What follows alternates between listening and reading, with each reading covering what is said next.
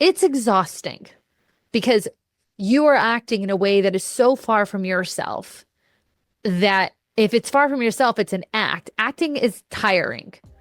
Being your true self, not tiring, because that's your default.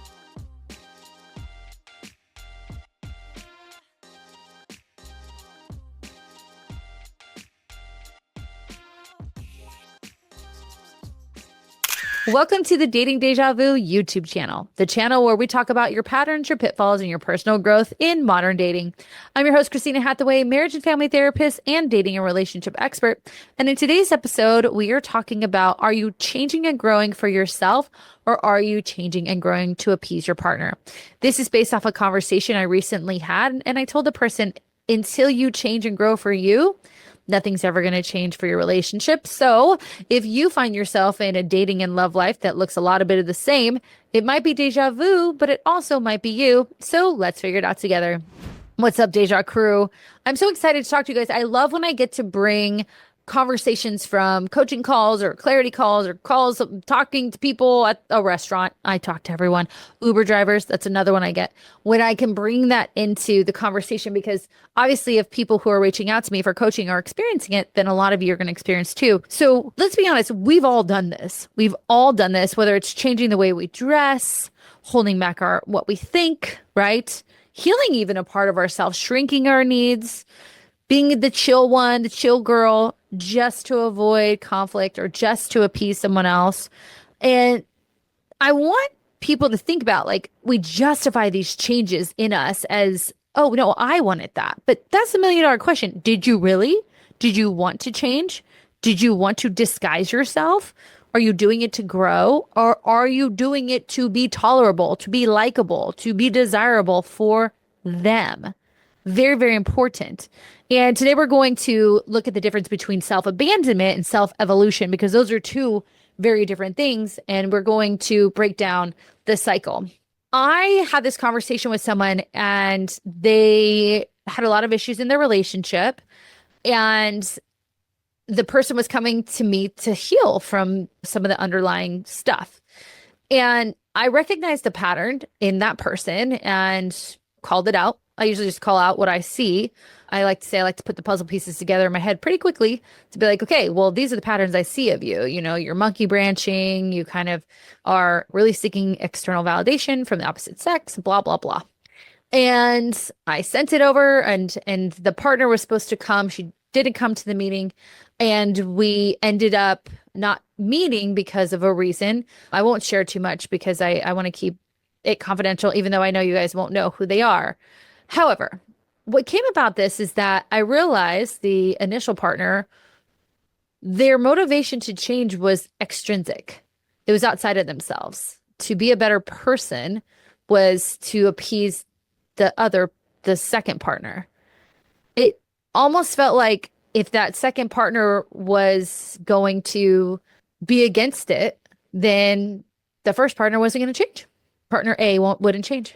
That's not how change works. If you're changing for someone else for extrinsic validation and you're putting your change, the success of your growth, onto someone else to see it and appreciate it and validate it, especially someone that you've hurt in your unhealed self, that is not okay. And so I'm going to talk a little bit about shape-shifting because that's a little bit of the norm. And then we'll get into more of the serious side of when we are not changing for ourselves. So the pressure to shape-shift. In modern dating, obviously, there is this dangerous trend of women, especially I see this in women like after the age of like 32, because they think, oh my God, I have no time. I need to be married. Blah, blah, blah. They adapt and they adapt fast, right? They know who they need to become to meet someone's needs. I talked about this on perfect girl syndrome. Even though the perfect girl, like those are parts of her, but still, she will adapt, she will mold, she will be the perfect girl. And they don't even wait for the person to ask. They are just like intuitively doing it. So say someone is on the first date explaining, oh yeah, my ex was really loud and I just didn't like it. Well, she's going to tone herself down, right? If they say my ex was too needy, he's going to not express himself, kind of downplay his feelings.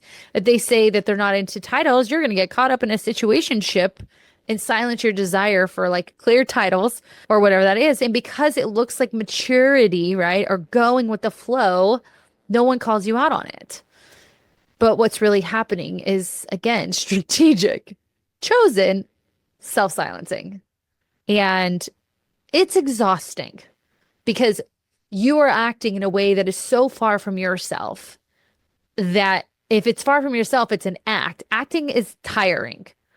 Being your true self, not tiring, because that's your default, right? But I digress. So, how to tell the difference between like self-growth and self-protection, we'll call it. So, not all change is bad, obviously. Like, growth is a beautiful thing. Growth is how I met my husband, how I've created my career. And we need to know, though, like, when I made my change, I did not make my change for anyone but me, which was exactly what needed to happen.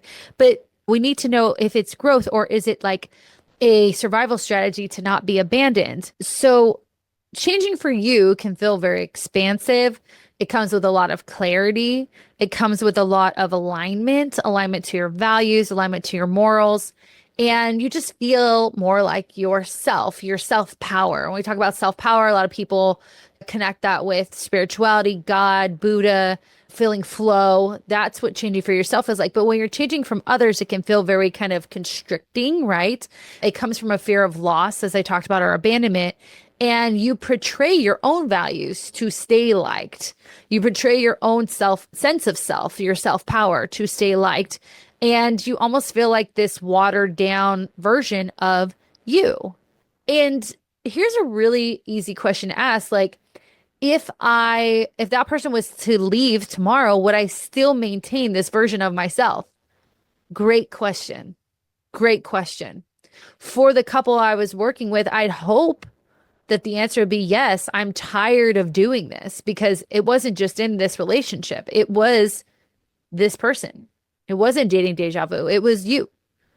And I said at the end of our call, I said, look, whether your partner joins us or not, you have to fix this because whether it's with her or with someone else, you need to fix this or you're never going to have a healthy relationship in your life. And I said that. And so, would you want to change these things about you if the partner left? Very, very important. So, why you might be addicted to the approval, obviously, insecurity is a big thing, but why?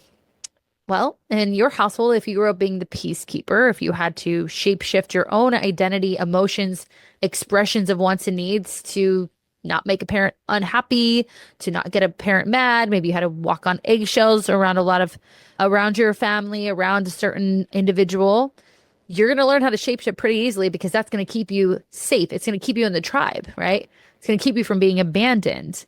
If you were the one who held it all together, I work with so many amazing women who they're the golden child. And the golden child is like the one that says, well, look, Susie is golden. Look how golden she is. There's nothing to see. I mean, look how perfect she is. Her family must be perfect. When we know the family's not perfect. Usually the golden child's role is to be that kind of facade that everything is okay when it's absolutely not. And through this, you learn that love is earned. You're earning love through people pleasing, through shape shifting. The word keeps coming up, but that's like being a chameleon and changing the way you're presenting yourself to receive love or safety or connection, right? And now when you date, we're just repeating the past.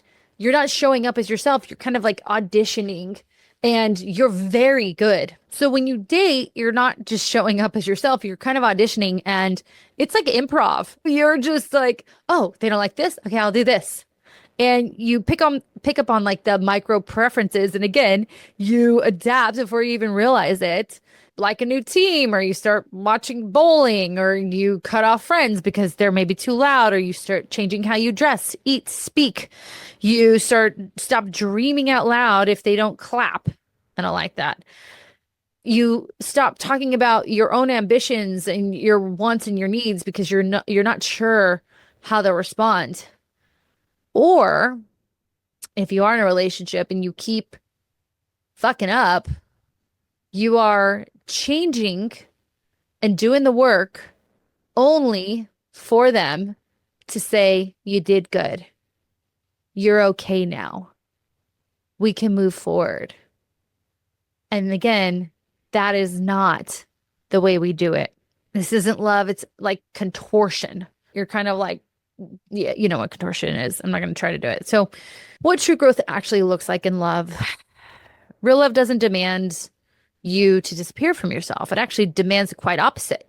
True love is love of you as your whole self, as your person.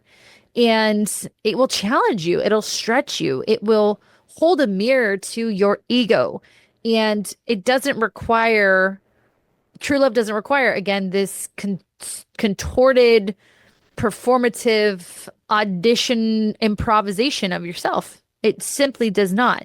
Signs, though, if you are growing and you are changing for yourself, is that you're setting boundaries not to push your partner away but to hold them and stay close to yourself, to hold them while staying close to yourself. That's incredibly important. Both can be true. You can stay close to who you are and your reality without having to push the other person away. You're communicating your needs without rehearsing for approval. That's incredibly important. Next one is you're no longer afraid to be too much or say the wrong thing. I tell you guys this all the time. If you're afraid that a person is going to not like you or abandon you because you say the wrong thing, that person is very unhealthy. Very unhealthy. So remember that. And you choose discomfort over disconnection from self. Discomfort creates change. Disconnection does not. So that's how we are growing for ourselves, for you, versus the couple. And when you evolve from that place, when you evolve from this place of growth in yourself, you attract partners who meet you there. I am the poster woman for this. I evolved and, like I said, made the change for myself, grew for myself. So I never had to return to the type of relationships that I was in. And I attracted to me someone who is equally as healed as I am. And it's a wonderful thing. And so I didn't have to shrink to fit with Mark. I have not had to change anything about myself at all. Do I want to be the best version of myself for him? Yes. But even then, he sees all of it. He sees every part. So that's that. So a reframe for the recovering shapeshifter. If you've changed for someone in the past, it's not about shaming yourself for doing it. Let's just take it as it is. It's facts, right? It's fact. It's data. If you think about it, you're just doing what you were taught to do, right? You were doing what kept you safe. And now that you know better, you can do better. One of my favorite quotes. And your growth in this doesn't mean becoming more palatable. It means becoming more whole, right? And I like to say whole, H-O-L-E. You walk in with holes, H-O-L-E-S. And if you are the one to fix your own holes and become whole, W-H-O-L-E, again, you'll attract that person that is also whole. We try to fix each other's holes. Doesn't work that way because we're at a negative ourselves. So the next time you are tempted to ask, would they still love me if I'm louder, messier, more dramatic, needier, stronger, whatever it is, flip it. Do you still love you if you're not? Boom, mic drop. All right. Hope you guys enjoyed this episode. Again, I love when I can bring like recent conversations to you. If you are interested in coaching with me, you can check out the link below for a clarity call. Now, again, I have very limited space because of how busy I am, and I absolutely love it. So if you want to have a conversation, we can definitely do that, see where you're at and see if it's a good fit. Other than that, I want to remind you, it might be deja vu. It just might be deja vu, but it also might be you. Talk to you next time.